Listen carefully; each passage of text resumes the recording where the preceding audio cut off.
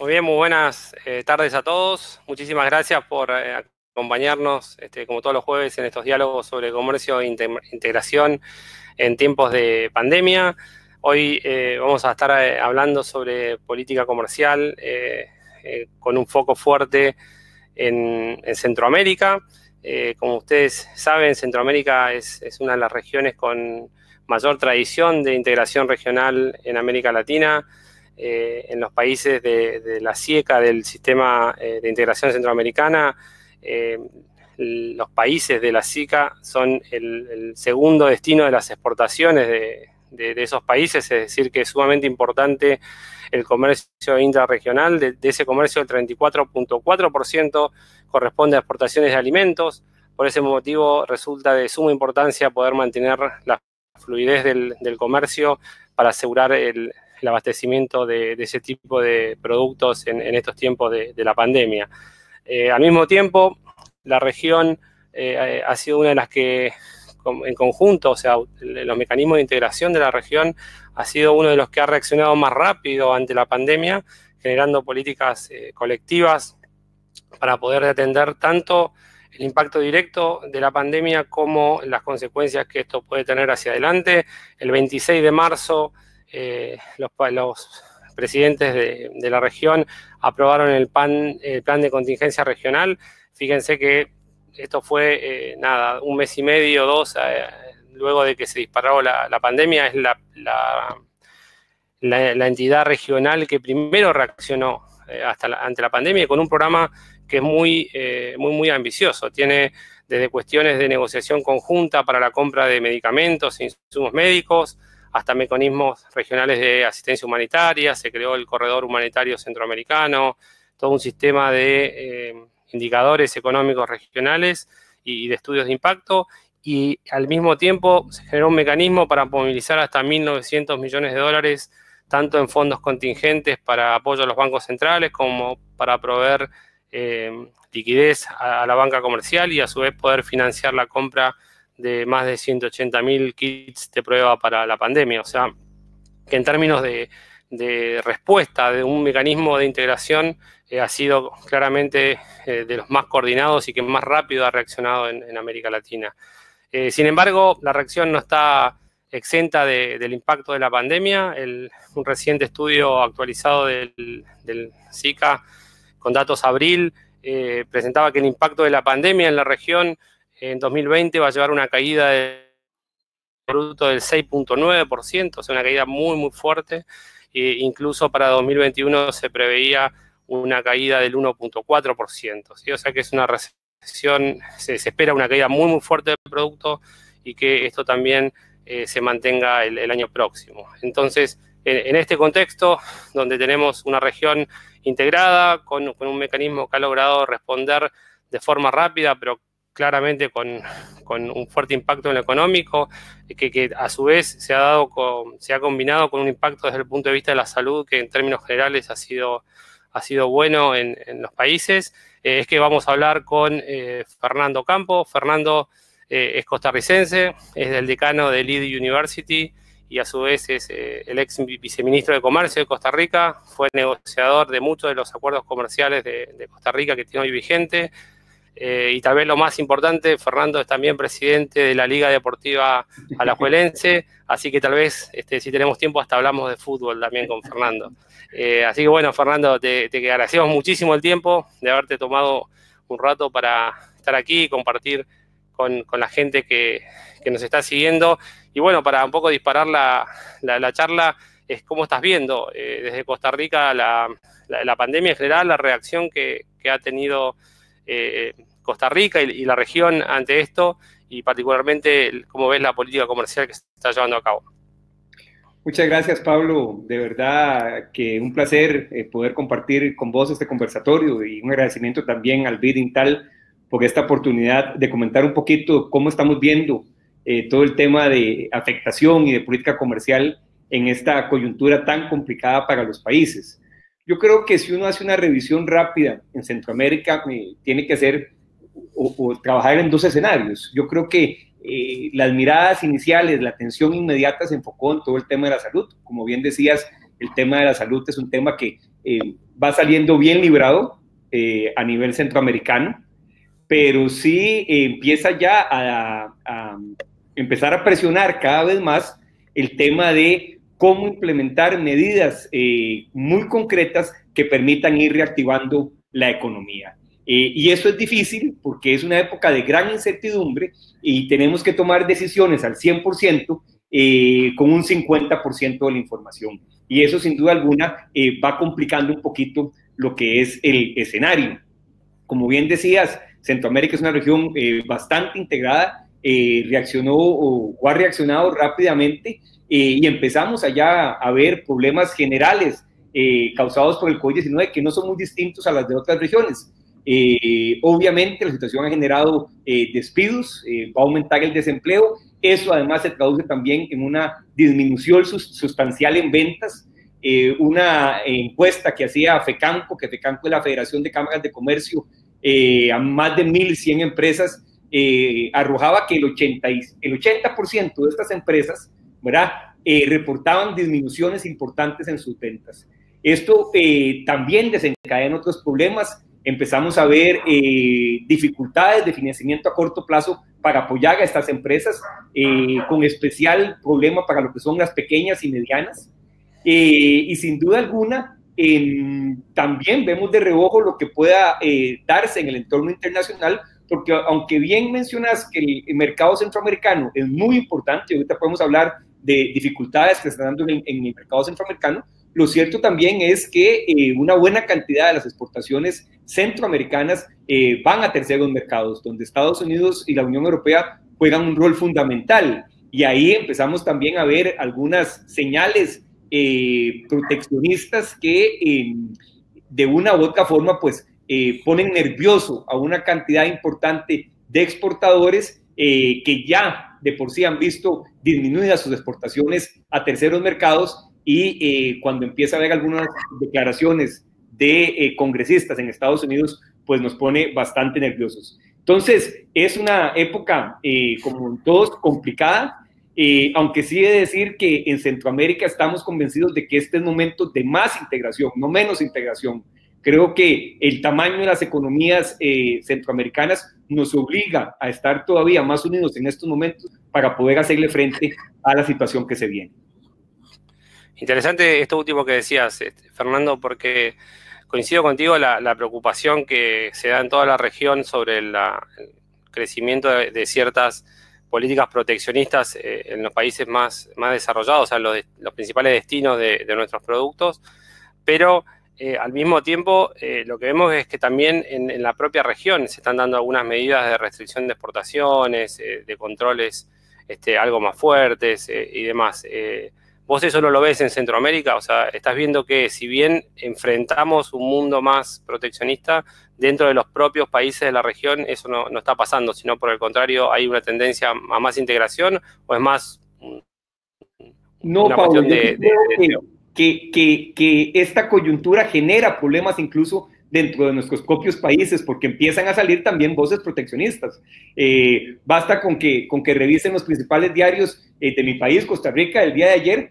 Hay toda una controversia porque el ministro de Agricultura se lanzó hace un par de días con un comunicado en contra de la integración, de que era momento de restringir importaciones, de que había que incentivar la producción nacional. Y entonces, claro, cuando el contexto internacional empieza a mandar señales que no son correctas o que generan tensión, pues también vemos en nuestros países que empiezan a salir ideas de cómo restringir el comercio, y ahí tenemos obviamente un reto fundamental. En El Salvador, por ejemplo, se está promoviendo una restricción de productos lácteos durante la emergencia, ¿verdad? Impidiendo las importaciones, cuando los productos lácteos son uno de los principales productos que circulan por la región centroamericana, incentivando el comercio regional. Entonces, hay un ligamen en esta coyuntura de lo que pueda estar pasando en los mercados internacionales y de lo que pueda pasar también en nuestro mercado. Por eso es tan importante, como decía antes, de que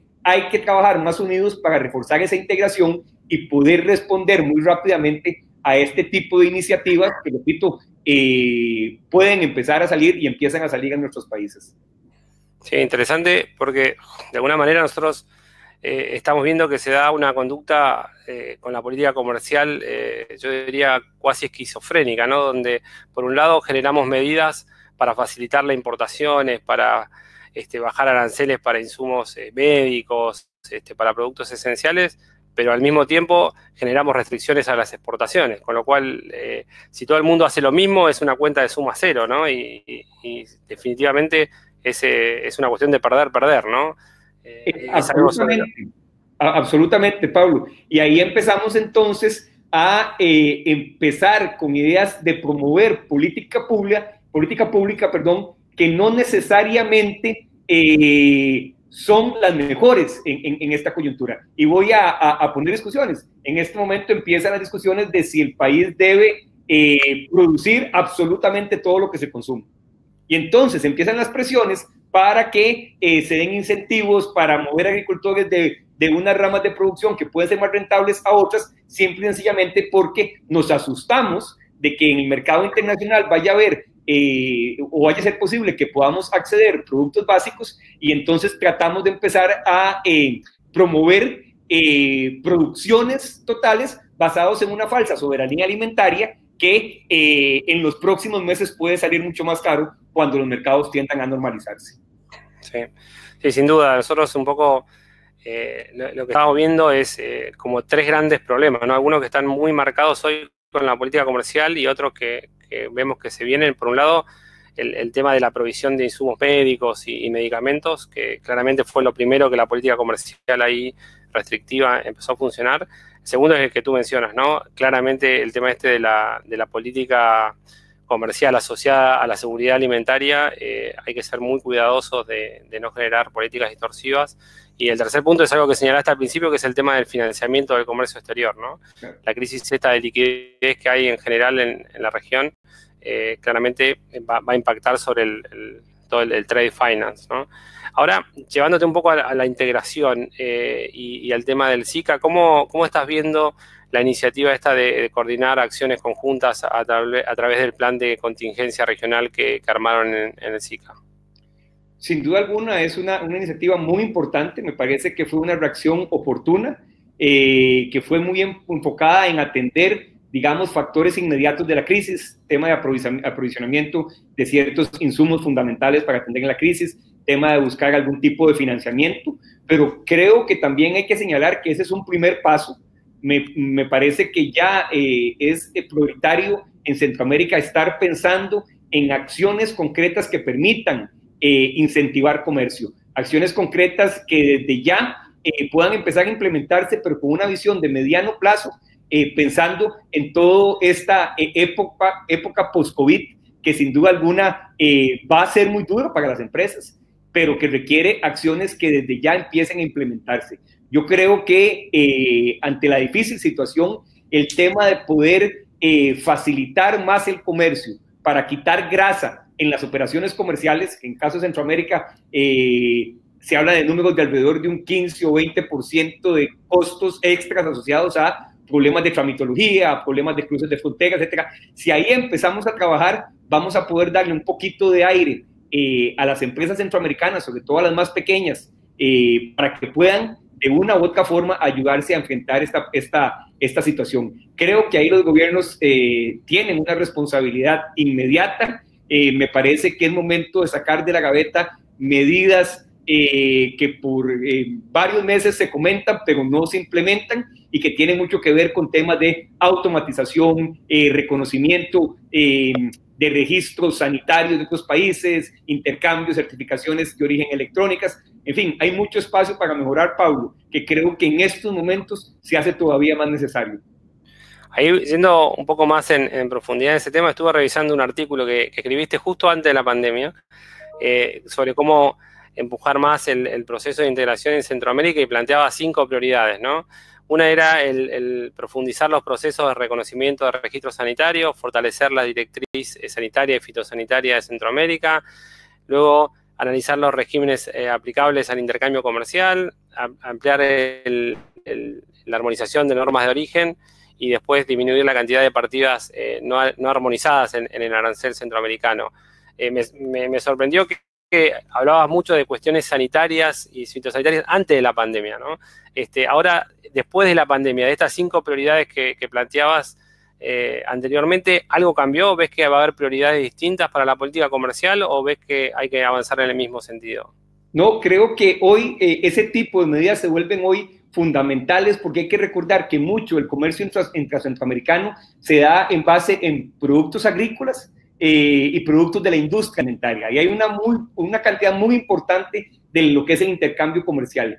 Y desde esa perspectiva, me parece que la implementación de, por ejemplo, mecanismos de intercambio de certificados electrónicos que puedan ir rápidamente por toda la región, reconocimiento de estatus sanitarios y fitosanitarios en la región que faciliten que productos de bajo riesgo de sanitario o fitosanitario puedan circular mucho más rápidamente, incluso pensando en la apertura de carriles especiales para empresas que puedan certificarse previamente y que se les facilite una buena parte de lo que es el comercio regional. Ese es el tipo de medidas, Pablo, que yo considero que hoy más que nunca tienen que ponerse sobre la mesa, que muchas veces por cuestiones políticas se van dejando de lado, porque sí, ciertamente a veces hay intereses internos proteccionistas para no agilizar tanto este intercambio, pero creo que hoy es una de las medidas más importantes para poder seguir profundizando la integración centroamericana. Hay espacio para eso. Creo que también tenemos medidas pendientes de lo que es el Acuerdo de Facilitación de Comercio de la OMC. Ahí me parece que hay espacio suficiente para que podamos nosotros ver qué nos hace falta, incluso pedir apoyo de instituciones como el BID, como el Banco Mundial, de los organismos multilaterales, que nos puedan acelerar la implementación de esas medidas de facilitación de comercio con un objetivo muy claro. Es época de reducir costos al máximo. Todo el mundo lo está haciendo, las empresas lo están haciendo, y no es justo que los gobiernos estemos cargándole a los productos centroamericanos un 20% correspondiente a tramitología. Eso es una de las tareas fundamentales que debemos abordar en los próximos meses. Interesante, porque es como que se da desde el punto de vista de la economía política del proceso, lo que decís, es como se dan como dos vertientes, ¿no? Por un lado, uno podría decir el tema de la pandemia de alguna manera recrudece los sentimientos más proteccionistas y a cerrarse, pero por otro lado se dan los incentivos para que justamente en cuestiones de insumos críticos, alimentos y demás, avanzar con esta agenda que es mucho más proactiva en pos de tener más comercio y facilitar el abastecimiento de estas cosas, ¿no? O sea que tal vez bien encarado estemos ante una oportunidad de poder empujar este tipo de cosas que, como decías al principio, durante mucho tiempo estuvieron ahí y no se pudo avanzar. Yéndote un poquito al tema sectorial, ¿no? Uno cuando ve, sobre todo el Caribe y también Centroamérica, que es muy fuerte en el tema por ejemplo, del turismo. ¿Cómo estás viendo la situación de la pandemia y qué se puede hacer, sobre todo pensando un poco en el día después, ¿no? Claramente veíamos números de la reducción drástica del comercio, de la reducción drástica del turismo, que además fue muy de un día para el otro, ¿no? Nosotros, una anécdota personal del INTAL, uno de la gente nuestra que trabaja en el INTAL, estaba de vacaciones en Costa Rica, y claro, se cortó de un día para el otro y se quedó en Costa Rica, recién pudo regresar la semana pasada. Pero claro, es un sector que impacta muy fuerte en la región. ¿Cómo estás viendo ese sector? No, Pablo, sin duda alguna yo me atrevería a decir que posiblemente es el sector más golpeado de lo que es la pandemia en toda la región centroamericana. Recordemos que todos los países tienen en este momento restricciones de vuelos, tienen las fronteras cerradas, ¿verdad? Y eso ha generado no solo un impacto porque ha dejado de venir turistas extranjeros, pero también porque está paralizado el turismo nacional. Las medidas que se han implementado han paralizado el turismo nacional, con una consecuencia muy importante. La gente a veces piensa que solo estamos hablando de los hoteles o los restaurantes. No, la cadena que está pegada a los hoteles, la cadena de suministros, es sin duda alguna una de las más golpeadas. Estamos viendo una gran cantidad de productores agrícolas que estaban asociados y encadenados a la industria del turismo, teniendo que ver dónde colocan sus productos. No dan abasto, digamos, las facilidades de congelamiento de productos que ya estaban en el país, porque como bien vos decís, el cierre fue muy rápido, no hubo tiempo de prepararse. De un punto a otro tenías toda tu producción colocada en una cadena de hoteles y te quedaste simplemente del día a la noche sin poder colocar esos productos. Pero también seguir viendo la cadena y ves todo un sector de guías de turismo, Costa Rica en eso es muy, muy fuerte, que vivía absolutamente de este negocio de transportistas asociados a turismo, etcétera. O sea, el golpe del turismo es no solo muy fuerte en lo que es la afectación directa de hoteles, de restaurantes, de vuelos, sino también en toda la cadena asociada a una industria de turismo que en el caso de Costa Rica es tan importante que equipara al porcentaje que Costa Rica invierte en salud o en educación del PIB. Así que es una de las áreas que lamentablemente no solo se ha golpeado mucho, sino de las que uno podría prever que su proceso de recuperación va a ser más lento hacia el futuro. Interesante. Y te voy a otro sector que es muy importante en Centroamérica y también en Costa Rica, que es toda la industria que se ha desarrollado de offshoring, ¿no? Esta idea de proveer servicios desde Costa Rica y desde Centroamérica a otros países.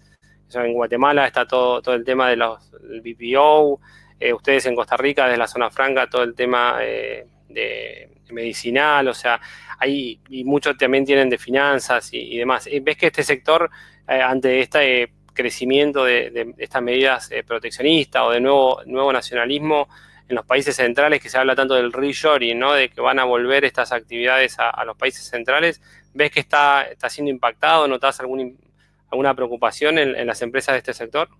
Vamos a ver, yo creo que es un sector que hoy se defiende bien, ¿verdad? Incluso hay algunos sectores que incluso por la naturaleza misma del tipo de servicio que realizan, han incluso aumentado algunos puestos de trabajo. Te pongo el caso de empresas como relacionadas con toda la parte logística, de paquetería, esas han visto un incremento importante, pero ciertamente toda esta campaña y esfuerzo de algunos países de volver a traer sus empresas atrás, claro que nos pone nerviosos. ¿Por qué? Porque no solo son una fuente muy importante en lo que corresponde a exportaciones de servicios, sino que se han convertido en un elemento central de la estrategia de empleo que aplican muchos de los países centroamericanos. Y ahí nuevamente volvemos al elemento central que creo yo que está detrás de toda política de desarrollo, política de crecimiento económico, es darle oportunidades de trabajo a la gente, ¿verdad? Que ya de por sí está golpeado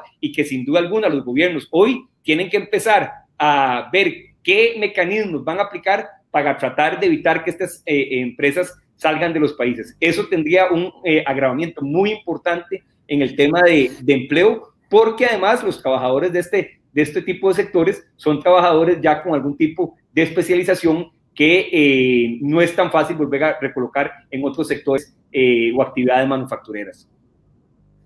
Hay un poco, yendo a tu rol como miembro de la Junta Directiva de CINDE, ¿no? la Agencia de Promoción de Inversiones de Costa Rica, ¿qué tipo de políticas ves que se pueden implementar en relación a esto que acabas de decir, ¿no? O sea, políticas concretas para retener inversiones. Te lo pregunto porque CINDE siempre es un ejemplo que utilizamos en toda América Latina como una agencia muy innovadora para la atracción de inversiones, con un gran track record, pero lo que estamos notando es que ahora, de alguna manera, el foco está cambiando o debería cambiar, al menos a corto plazo, de salir a promover inversiones a retener las inversiones, ¿no? Lo que estabas diciendo. ¿Qué tipo de cosas te imaginas? O sea, acciones de incentivos fiscales, instrumentos, promoción, acompañamiento. ¿Cómo lo ves desde el punto de vista práctico?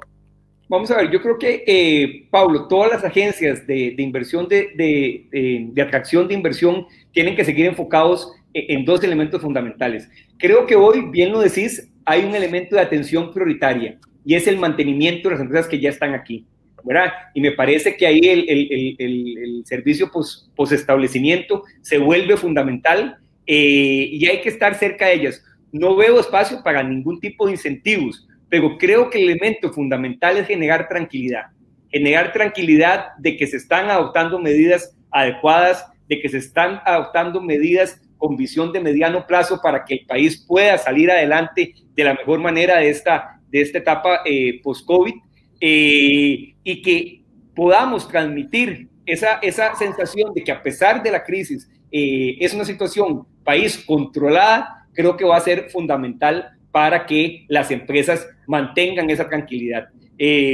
No hay nada más volátil que una inversión nerviosa, decimos aquí, ¿verdad? Y si no podemos transmitirle a los inversionistas esa tranquilidad, me parece que empezamos a jugar en arenas movedizas muy complicadas.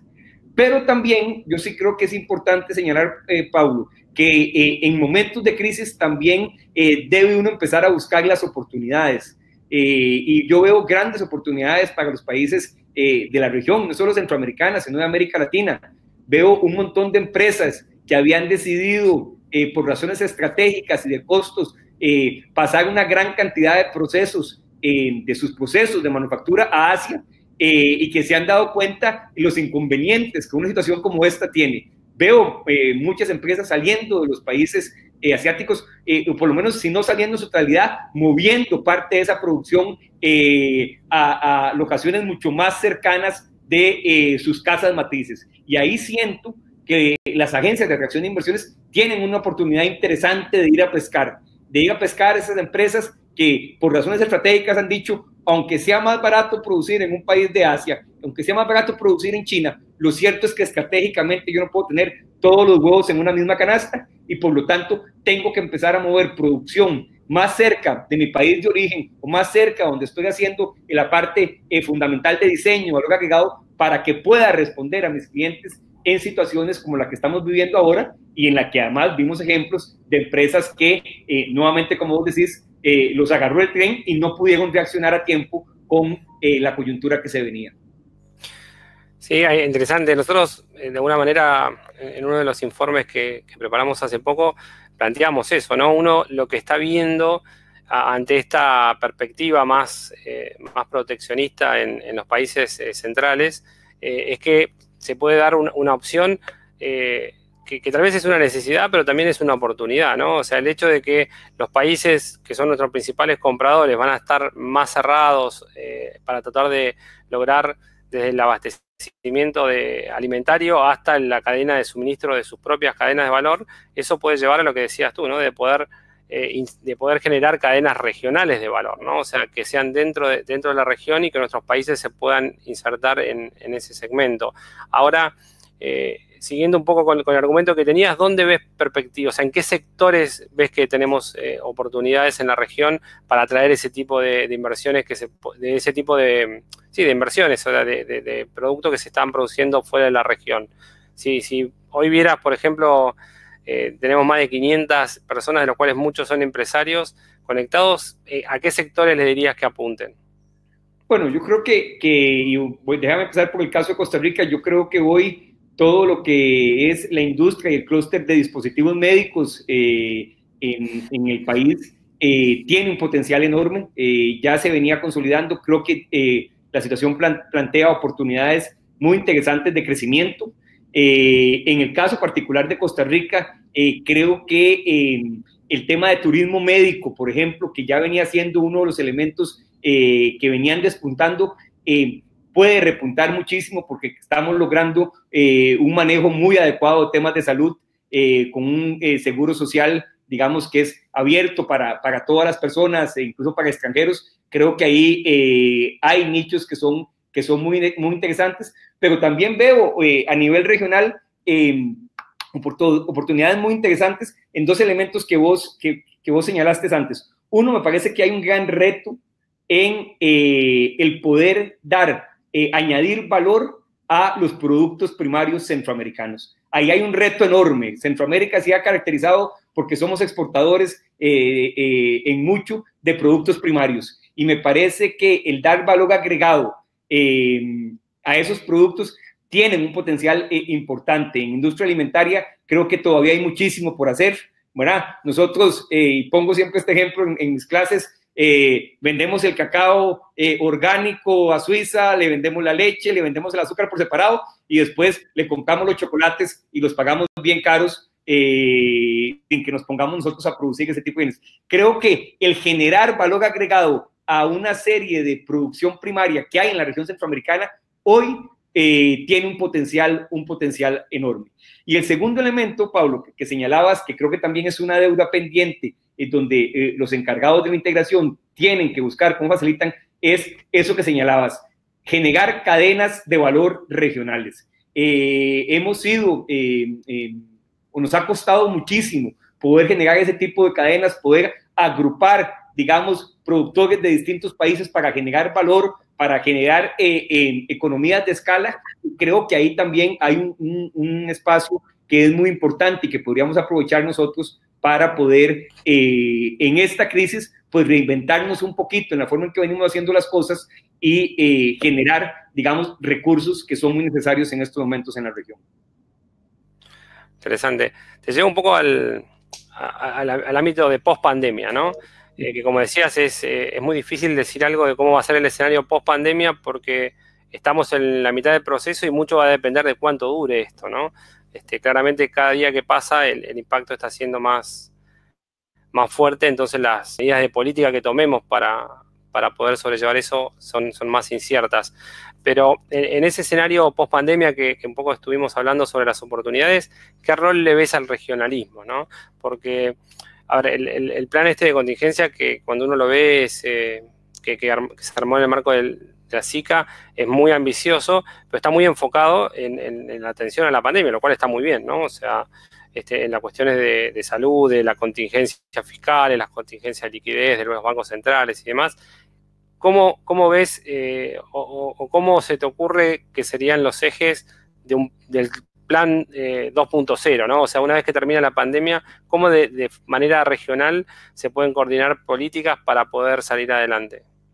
Vamos a ver, yo te diría, Pablo, que ese plan 2.0 debería tener acciones en dos áreas fundamentales y en este ecosistema de comercio. La primera área enfocada en todo lo que es reactivación económica. Me parece que el sistema de integración centroamericana debería apoyar la adopción de programas muy reales, muy rápidos de reactivación económica en todos los países, donde ojalá pueda hacer un estudio de buenas prácticas que se estén implementando a nivel mundial y que puedan rápidamente, con el apoyo de la integración, con el apoyo del músculo financiero, que es el Banco Centroamericano de Integración Económica, empezar a desarrollar propuestas concretas. Y te voy a decir algunas. Por ejemplo, me parece que es fundamental establecer líneas de financiamiento para MIPYMES. Hay que apoyar banca de desarrollo con líneas especiales que faciliten que pequeñas y medianas empresas puedan seguir operando. Muchas veces están los recursos, pero está la cantidad de trámites que hace imposible que puedan realmente acceder a estos recursos. Creo que hay que trabajar con medidas específicas para salvar empleos de empresas que hoy están despidiendo. Me parece que aquí tienen que ser creativos y hay que derribar dogmas. Hoy el enfoque debe ser empleo, empleo, empleo. Y entonces alguna gente dice, bueno, pero es que no puedo rebajar cargas sociales, no puedo rebajar impuestos. Bueno, es que no los rebajes, es que si los despiden vas a recibir el 100% de cero, mejor recibir el 50% de 100, ¿verdad? Y me parece que ahí hay un chip que la integración puede ayudar a derribar, digamos, en algunos de los países. Creo que también deben promoverse esquemas donde se utilicen más la tecnología de la información y se apoye todo lo que son procesos de innovación en las pymes. Los presupuestos de los ministerios de tecnología centroamericanos son los presupuestos más bajos de todos los ministerios. Creo que hay que invertir ahí, que hay que buscar espacios para trasladar propuestas innovadoras. Hay que mejorar semillas, hay que mejorar esquemas de producción y me parece que este es el momento para que realmente empecemos a buscar ecosistemas digitales que permitan mejorar la innovación en todas estas empresas para mejorar realmente su productividad. Y bueno, en el tema de facilitación de comercio, que sería el segundo eje que yo promovería, obviamente todos estos temas que hablamos de implementar las medidas del acuerdo de facilitación, de avanzar en el intercambio electrónico de documentos. Hoy todavía en Centroamérica, a pesar de que estamos muy integrados, los transportistas siguen sacando una gran cantidad de copias que no solo atrasan, encarecen los productos, sino que no se justifican hoy en día con las tecnologías digitales que están, programas de ventanilla única que muy bien conoces y que el BID, por ejemplo, ha sido pionero de empujar este tipo de programas en la región. Hay que avanzar más aceleradamente en la implementación de mejoras en los puestos fronterizos. Los países centroamericanos tienen ya el apoyo del Banco Interamericano con préstamos que están aprobados para mejorar la infraestructura fronteriza de la región, pero ha habido una lentitud enorme en la implementación de esos recursos y realmente a veces se vuelve frustrante que un transportista tenga que esperar 10, 15, 20 horas para poder cruzar un puesto fronterizo. Creo que ahí hay que tomar medidas muy, muy importantes y solo con un abordaje integral vamos a poder mejorar sustancialmente las condiciones de las empresas. Creo que hay dos estrategias o dos objetivos que son fundamentales. Una, tratar de evitar que el mayor número de empresas desaparezca, o sea, en otras palabras, hay que sostener a las empresas, y dos, hay que sostener los empleos. Sobre la base de esos dos ejes, yo trataría o sugeriría elaborar acciones concretas que tiendan a ayudar a los países a sostener este tipo de medidas. Y te digo una cosa, Pablo, y termino tal vez esta pregunta que me alargué un poquito, pero ¿por qué es importante que la integración se meta en esto? Porque muchas veces estas medidas a nivel nacional encuentran resistencia, y me parece que la visión regional de ir hacia adelante con esto muchas veces es importante en esa economía política para poder avanzar e implementar este tipo de propuestas en los países. Interesante, un poco lo que decíamos antes, ¿no? Tratar de usar la pandemia también como un impulso desde el punto de vista de la economía política del proceso, ¿no? Tratar de facilitar esto, dada la urgencia que tiene. Esto es algo que discutimos mucho internamente, lo que decís de el escenario este post-pandemia es completamente distinto si uno empieza con activos que sin activos, ¿no? Entonces, un poco lo que decías, ¿no? Tratar de mantener los activos que tenemos, que los activos más importantes claramente son la gente y las empresas, ¿no? Entonces, tal vez llegó el momento de tratar de ser eficaces, aunque no necesariamente seamos muy eficientes, ¿no? Para poder después ir hacia adelante. Tengo una pregunta que me pareció muy interesante de Carlos Camacho, que nos pregunta sobre cómo ves las relaciones comerciales de Costa Rica y, bueno, y de la región, vos que sos un negociador nato post pandemia, ¿no? ¿Ves que el proceso de TLCs, de firmas de libre comercio y más, cómo ves el escenario, digamos, el escenario global, China, Estados Unidos, la guerra comercial? ¿Con qué ves que nos vamos a encontrar después que esto termine? Vamos a ver, lamentablemente, pero creo que vamos a tener que transitar por aguas en el cual todo el tema de la globalización y de la inserción en la economía internacional va a bajar un poquito. Me parece que todos los países van a tener que enfocarse muchísimo a atender la tarea interna. Esa va a ser la realidad y va a quedar poco tiempo para poder seguir atendiendo iniciativas regionales. No es lo que yo recomendaría ni lo que yo quisiera, pero es lo que uno puede ver, digamos, en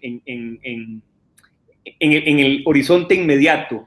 El otro día leí un artículo que hablaba de slow globalization, ¿verdad? Y es como que va a bajar un grado en el desarrollo que esto tenía.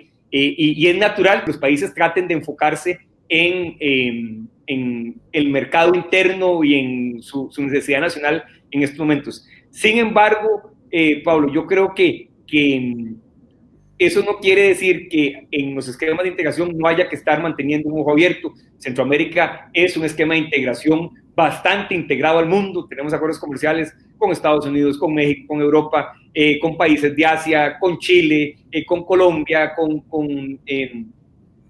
Perú. Y desde esa perspectiva hay que estar muy activos tratando de cuidar las exportaciones que se están haciendo a esos países. Y un poco te lo decía, a mí me preocupa esta escalada proteccionista. Veo en Estados Unidos un socio estratégico para nosotros, muchas voces en este sentido que, repito, nos tiene que dejar con un ojo abierto porque realmente el que estemos enfocándonos en atender el tema nacional no puede dejarnos de lado que hay ese riesgo, y ese riesgo hay que atenderlo, ese riesgo hay que cuidarlo, y ese riesgo hay que cultivarlo, porque estas cosas, como vos bien lo decías, pasan de un día para otro. Un día para otro aparece una decisión gubernamental y te cierran un mercado. Y eso me parece que vendría a generar mucho más caos a las dificultades que ya hoy estamos viviendo. Interesante, Fernando. O sea, siempre hay un punto intermedio, ¿no? Entre slow globalization y deglobalization, ¿no? O sea, una cosa es que vayamos más despacio, pero no necesariamente hay que volver atrás y cerrarse, ¿no? Súper interesante. Fernando, estamos ya por arriba de los 40 minutos. La verdad que te agradecemos muchísimo tu tiempo y todos tus pensamientos tan claros sobre la región, pero no puedo irme sin preguntarte algo de fútbol. Claro. Contanos cómo es la situación en Costa Rica con el fútbol y cómo lo ves. Muchas gracias, Pablo. Este es un tema que seguido trabajando de la mano con el gobierno. Costa Rica es uno de los pocos países de la región que no ha suspendido el torneo. De hecho, afortunadamente, trabajando con las autoridades de salud, con las autoridades de deporte, logramos en días pasados, en inicios de mayo, que se autorizara el protocolo de vuelta a los entrenamientos. Ya hemos vuelto a los entrenamientos, sobre todo porque alguna gente cree que el fútbol es meramente pasatiempo, pero hay una economía del fútbol tremenda alrededor de esta pasión y una gran cantidad de familias que dependen de esto, y por eso pues nos hemos dado la tarea de que mientras exista una ventana abierta, mantenemos a los equipos entrenando, mantenemos la ilusión de poder volver al fútbol.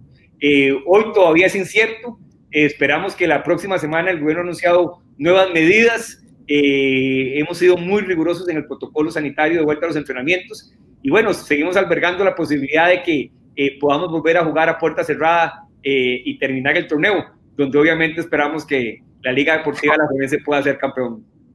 Muy bien, muchísimas gracias, Fernando. Ahí como, si lo siguen en las redes a Fernando, en algún lado dice que es un negociador apasionado. También es un apasionado del fútbol, como verán, y de la liga. Así que, Fernando, de nuevo, muchísimas gracias por el tiempo, por compartir tus ideas con toda la gente. Y a toda la gente también muchas gracias por sumarse a estos diálogos de los jueves, y los esperamos el jueves próximo. Vamos a estar el jueves que viene dialogando con Carlos Malamud sobre estos temas con una perspectiva desde Europa, ¿sí? Así que bueno, muchísimas gracias a todos y gracias, Fernando. Gracias, Pablo. Abrazo grande.